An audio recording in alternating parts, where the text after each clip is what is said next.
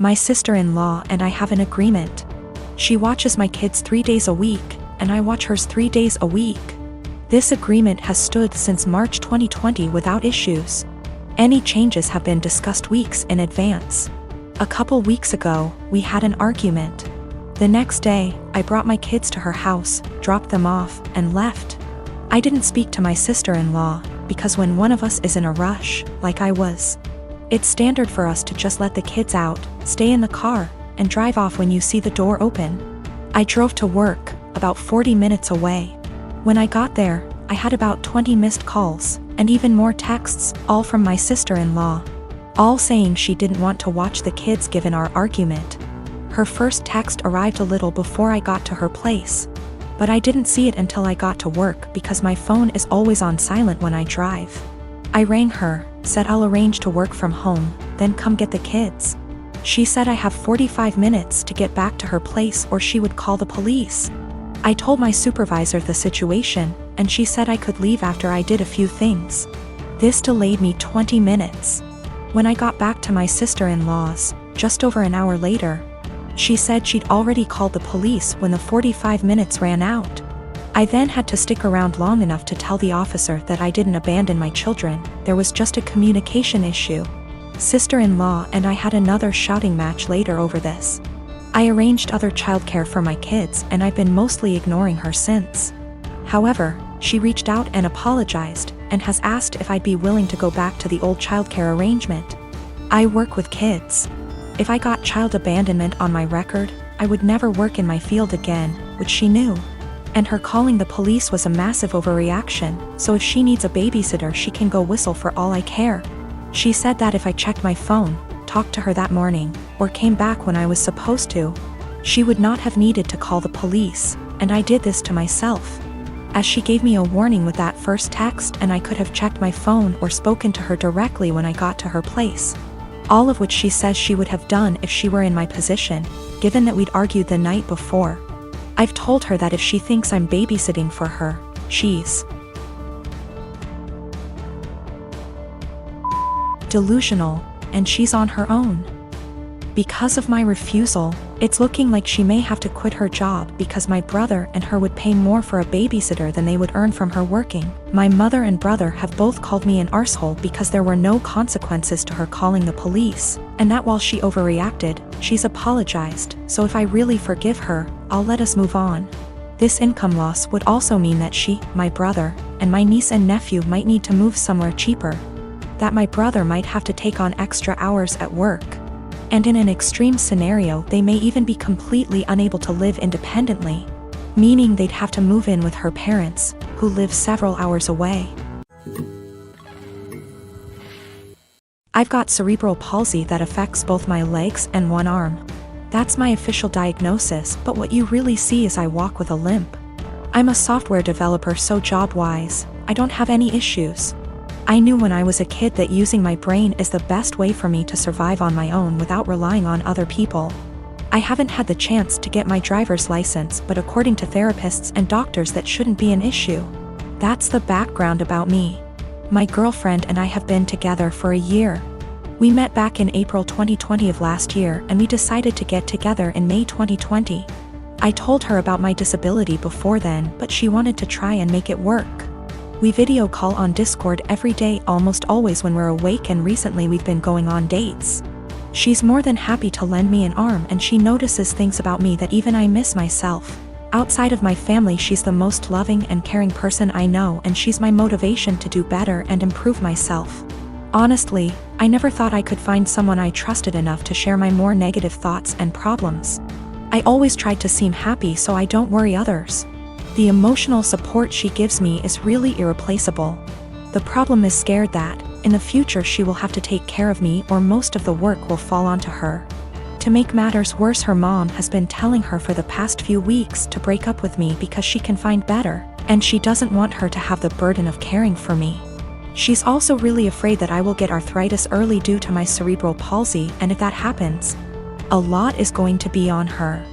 I've tried doing things like stretches and exercises to maintain and improve my muscle tone, but she is still afraid I'll get worse. I'm an introvert, I don't know a lot of people, and honestly, I don't even know the options I've got to look at. I want to prove that I can be independent and that if things do go wrong, it won't just be on her. I'm in Ontario, Canada. Are there things I can look into and do to assist with my disability, or things I can look into so if things do go wrong, I won't be a burden on her? I'm at the end of my wits. I've never really hated my disability, but I've always kept myself going by tempering my expectations and thinking, my disability is going to make it really hard to find someone, and she's the first person to make me feel like, yeah, it doesn't matter. I want to do anything to show her that I won't hold her back in the future, but I'm out of ideas. Is there anything I can do? I don't want to worry anyone I'm with these issues, but I'm at the end of my wits. I don't even know if my relationship is lost, but I don't want this to happen again, and I want to know what I can do myself so I can reassure my partner, so they know I won't hold them back in the future. I don't know if there are things I can look into to better plan my future so it's not a concern for my partner. The worst part is, I've always thought my disability doesn't matter. But with all of this happening, it's really hard to convince myself otherwise. I am 20 years old. I moved out on my 18th birthday and never looked back. I mostly moved out due to how strict my parents were. When I say strict, I don't mean something like home by 10 p.m. I mean, I wasn't allowed to have friends older than me, even by a few months. I wasn't allowed any guy friends. If I had a project to work on at school and got partnered with a guy, my mom would tell my teachers to make me do it alone. I was only allowed on my phone if someone, mom or dad, was there to monitor what I was doing. Weekdays my bedtime was 9 p.m. and weekends 9:30 p.m. I could only have sleepovers if it was at my house, and all of my friends have to be questioned to make sure they were clean, meaning they didn't have boyfriends, no tattoos, went to church, you get it.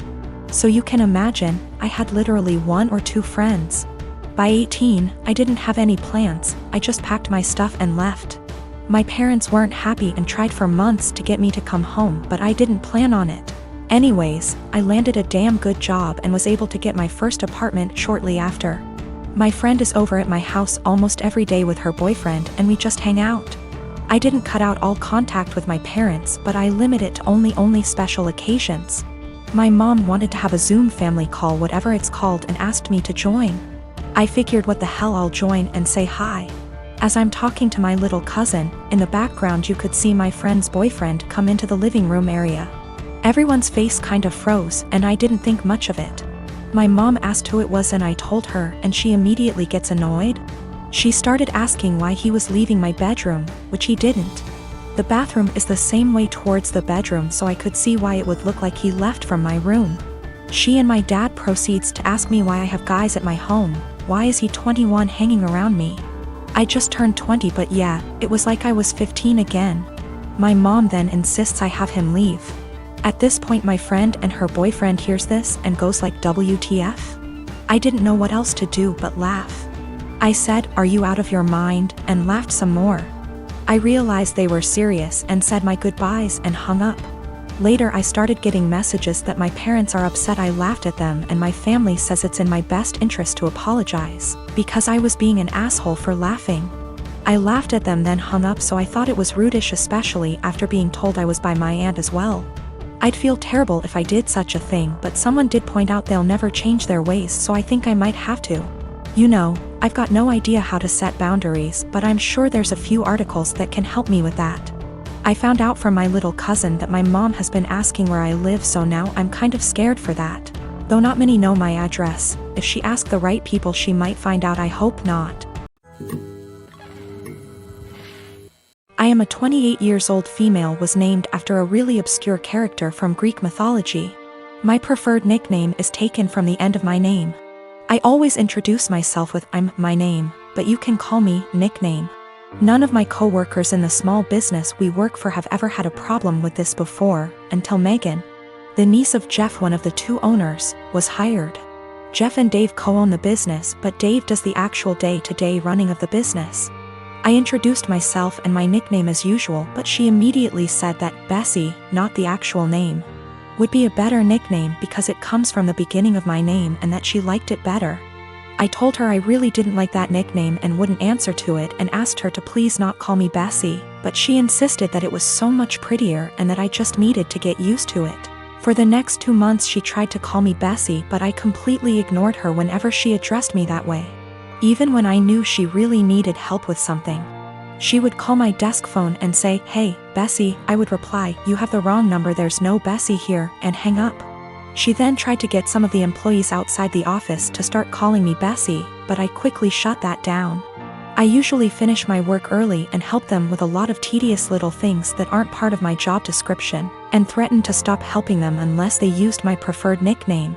Friday she decided she was going to get me to respond to Bessie no matter what. We have an open office design but are at opposite ends.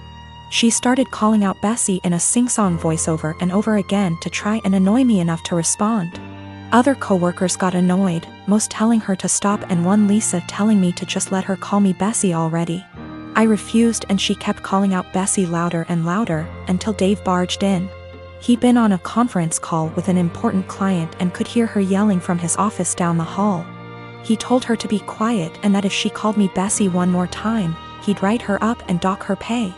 Later, Megan cornered me in the break room, called me in for getting her in trouble and called me Bessie again for good measure just as Dave was walking in to heat up his lunch. He gave her a stern look and said, "I warned you." Then he walked to HR to have her written up. Lisa is saying I'm the for never helping Megan and that, if I had been nicer or hadn't fought her so hard on the nickname, she probably would have given up on it a while ago, but because I made such a big deal out of it, it became a challenge.